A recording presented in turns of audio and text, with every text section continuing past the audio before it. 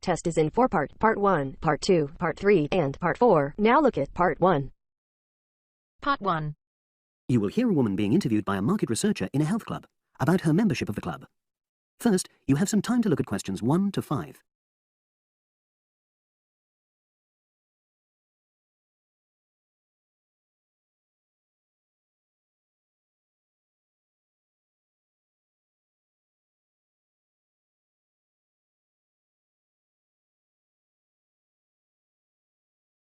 Now we shall begin. You should answer the questions as you listen, because you will not hear the recording a second time. Listen carefully and answer questions 1 to 5. Oh, excuse me. I wonder if you'd have the time to take part in some market research. What's it about? About this club and your experiences and opinions about being a member. It'll take less than 5 minutes. Oh, OK then, as long as it's quick. Can I start by taking your name? It's Selina Thompson. Is that Thompson? Yes. Okay, great. Thanks.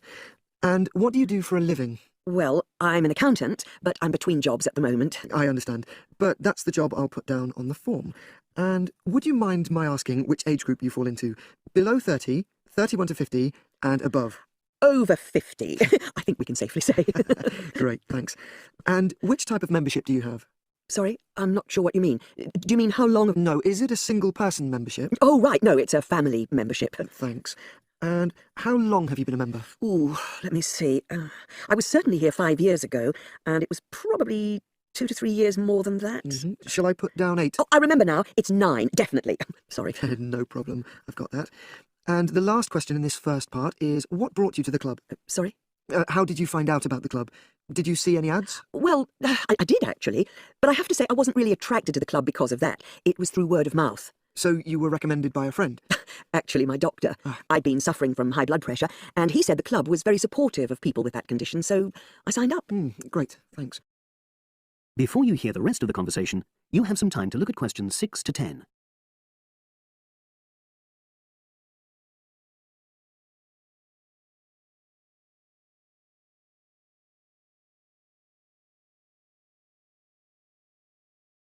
Now listen and answer questions 6 to 10. Now, for the second part of the form, I want to ask a bit more about your experience of the club. Sure. How often would you say you use the club? It varies enormously, depending on how busy I am. Of course.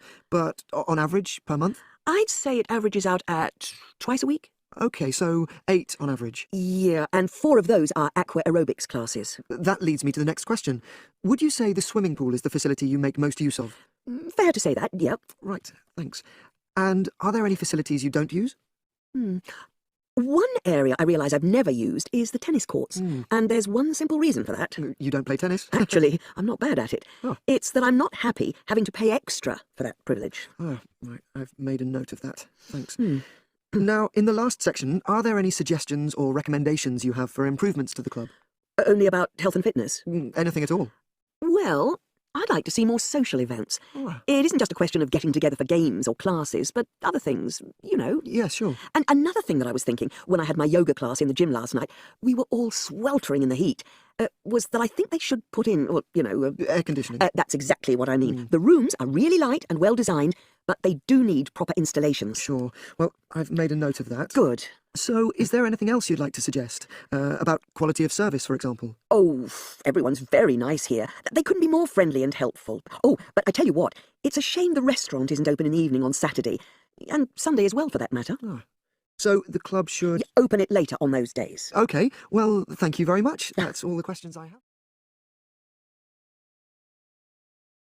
That is the end of Part 1. You now have half a minute to check your answers.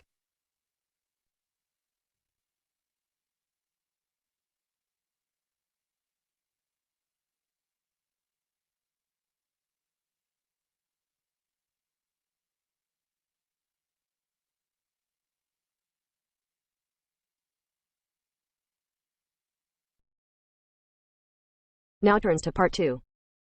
Part 2. You will hear a telephone conversation about opening a bank account. First, you have some time to look at questions 11 to 17.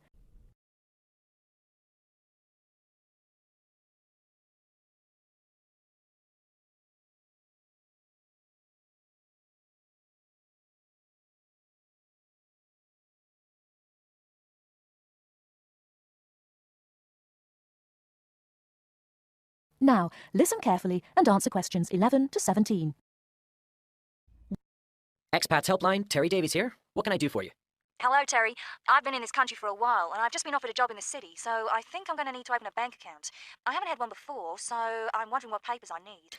Well, basically, you'll need to be able to prove to the bank that you're who you say you are, and that you live where you say you do, okay? Uh-huh. And for some banks, at least, that means you'll have to show them 2 separate pieces of identity. So I'll run through the list if you like. Yes, please. Okay. I'll bring it up on the screen. Let's see. Here it is. Right. The first thing it says is a valid passport. Mine's Australian. Yes, that would be fine, of course.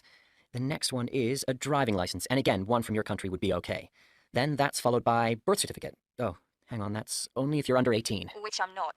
Right, so not that then. But you can also show them a benefit book. For instance, if you're in ill health, or unemployed, or getting income support. Yes, I could bring that. Or a letter from my employer, maybe? Well, that's not actually on the list, so we'll have to assume you can't. Okay. And to prove where I live? Again, there are several possible things listed here. For instance, you could use a bill for council tax, or something else for where you live, such as an insurance certificate. I've got one of those, somewhere among all my papers. But what about bills? Things like phone bills, I mean. As long as it has your address on it, yes, fine. So a bill for my mobile would do, would it? I'm afraid it would have to be for a fixed line phone. You could use other types of household bill, though, as long as you get them through the post. How about an electricity bill? That'll say where I live, won't it? If it's in your name and not that of a landlord, yes. It is, so I'll probably take that then. There's one other you might want to use, a vehicle registration document. If you have a car or motorbike or something, of course. No, I haven't actually. Now, I believe there's a bank actually inside the commercial centre, and I might open an account there, seeing as how that's where I'll be every day. Yeah, that would seem to make sense. I know people who bank there. I actually read about it in a city guide. My cousin picked it up when he was here a couple of years ago, and I made a few notes. Do you mind if I run through them with you now, just to make sure the details haven't changed? Fine, go ahead. Okay, first question. It's still a branch of the Popular Bank, is it? The one with links to Australian banks? No, it's actually been taken over by another big banking group, the Savings Bank. It still seems quite popular, though, especially with people doing business in the Asia-Pacific area. And when is it open, Monday to Saturday? I'll have to check their website for that. Give me a second or two, will you? Sure. Right. I've got it. Customer service, and it's just weekdays, I'm afraid. Does it say what their business hours are? I'm just looking for that. It's on a different page for some reason. I think there's been a change at some banks in the last year or so. Yeah, here it is. It's open from 9:30 in the morning till 3:30 in the afternoon. And it's on the top floor of the main centre building, is it? Next to the travel agency? That's where it used to be, but they've since moved it to a slightly bigger place. It's on the ground floor now. Oh. And one last thing on this. I know most banks give incentives to young people to open accounts with them, but apparently this one didn't. Do you know if they're offering anything these days? I'll just check. I'm sure they'd say so on their new clients page if they were. No, there's nothing mentioned here. That's a pity. I was quite looking forward to getting my free gift. Before you hear the rest of the talk, you have some time to look at questions 18 to 20.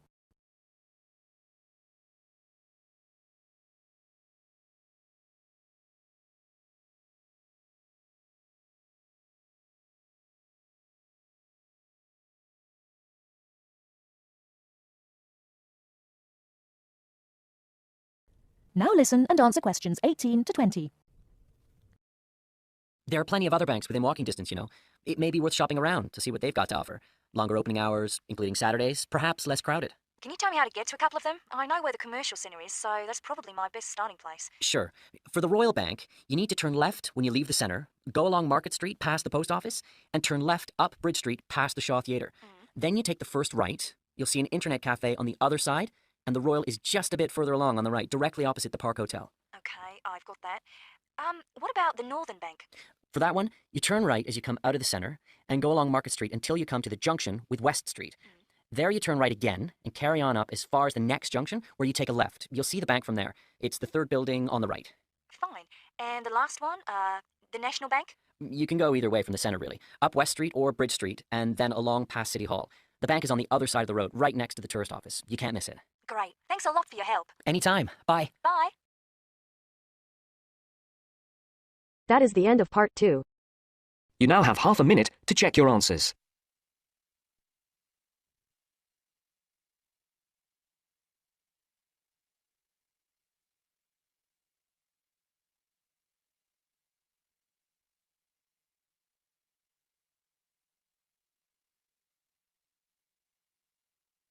Now turns to part 3.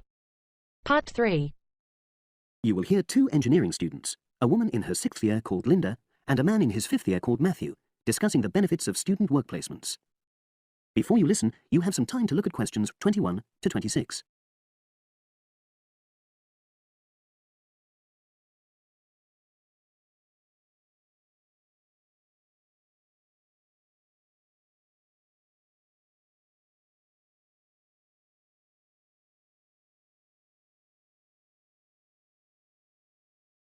Now listen and answer questions 21 to 26. Hi, Linda. Can you spare a few minutes? Hello, Matthew. No problem. I just wanted to talk to you about temporary work placements. I've never really thought there was a good reason for doing one. I've got some savings, so I don't really need the money at the moment. But I've had an email from the university about a vacancy that looks quite interesting. You did a placement last year, didn't you? I did, yes. In my case, I wanted to find out if I was making the right career choice before I began applying for permanent jobs. I thought I wanted to work in car manufacturing, but I wasn't sure, so I applied to Toyota. What was the application process like? Lengthy. There were a lot of different parts to it. The dullest one was a psychometric test. You know, when you have to answer loads of questions about yourself. And you're trying to guess what's the best thing to say. Yes. Then there was an activity that we did in groups, which I found really fascinating. Engineers are renowned for being a bit unsociable, but I thought we made a great team. And we had an individual task too. We had to sort through various business documents and prioritize them. It was just like what you have to do as a student, really, just with different content. What exactly were you doing on the placement? I was helping to design some diagnostic software to identify any waste in the car assembly process. Do you mean waste of materials? No, time. Anything that can speed the process up helps to cut costs. How did the work placement compare to being a student? Was it hard work? Yes, it was. I'd had full-time work before.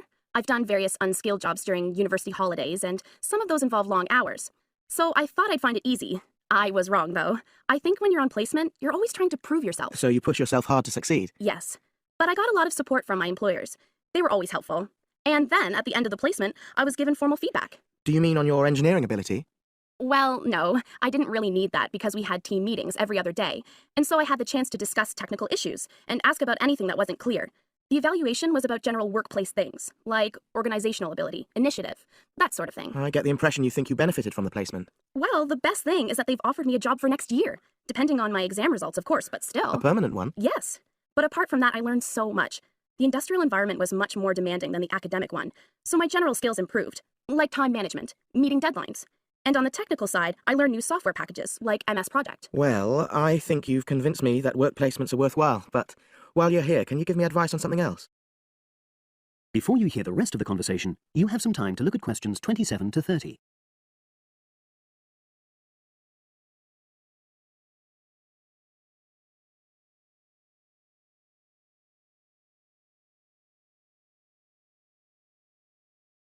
Now listen and answer questions 27 to 30. I'm about to make a start on the engineering materials module, and I've got a book list here. Can you have a quick look and tell me what you would recommend? That's if you can remember. Let's see. I do remember some of them. Yes, this one, The Science of Materials. I found the subject quite hard generally, but this book is very accessible, so it suited me. It doesn't cover everything, though. What about this one, then? Materials Engineering. Oh, yes. I do remember that. But it's a bit out of date now, isn't it? Unless it's a new edition. I don't think so. But what I liked about it were the pictures. They really helped to understand the descriptions. It's useful just from that point of view. Let's see, what else? Oh, yes, that one there, Engineering Basics. I think out of all these, that's got the widest coverage. But I've looked at the contents page, and it hardly mentions nanotechnology. Yes, you're right. The Evolution of Materials does, though. It's a recent publication, so it covers all the latest developments. It's a bit thin on the 1960s, though, and that decade was quite important. Well, it sounds as if they all complement each other in some ways. I don't suppose you can lend me...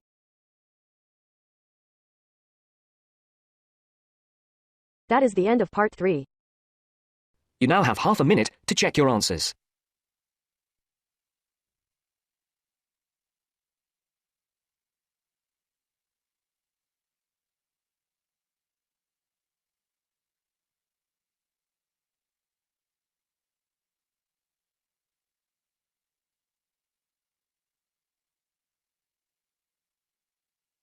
Now turns to part 4.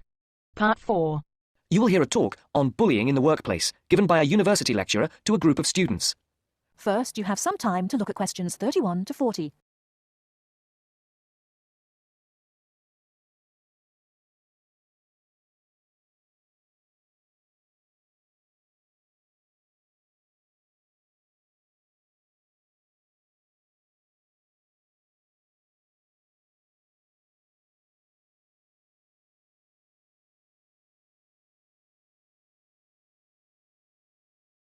Now listen carefully and answer questions 31 to 40. Good morning. My name is Dr. Mervyn Forrest, and I specialize in management techniques and training.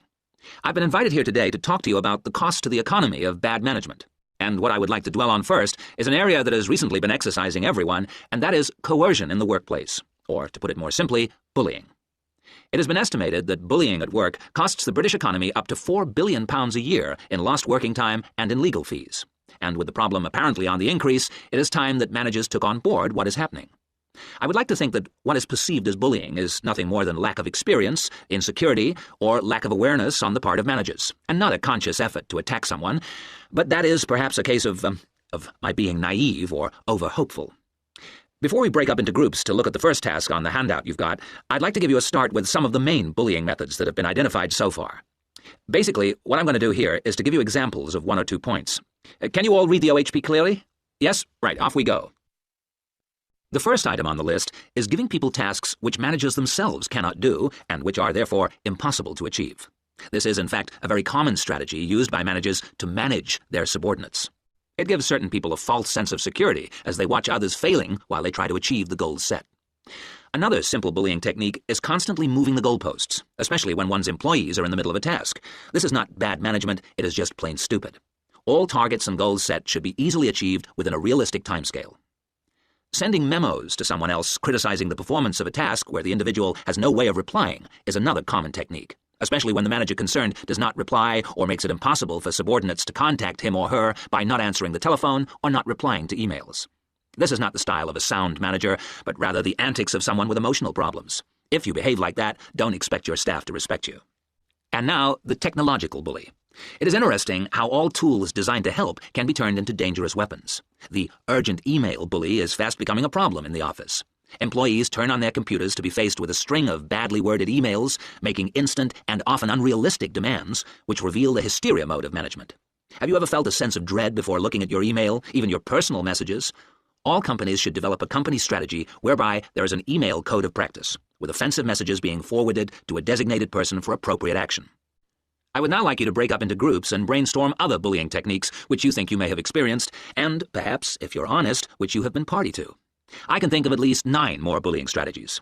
I would also like you to consider ways in which you think that each of the techniques on your list can be countered. Is everyone clear as to what the task is? Yes? Okay, you've got 20 minutes to do this. That is the end of part 4. You now have half a minute to check your answers.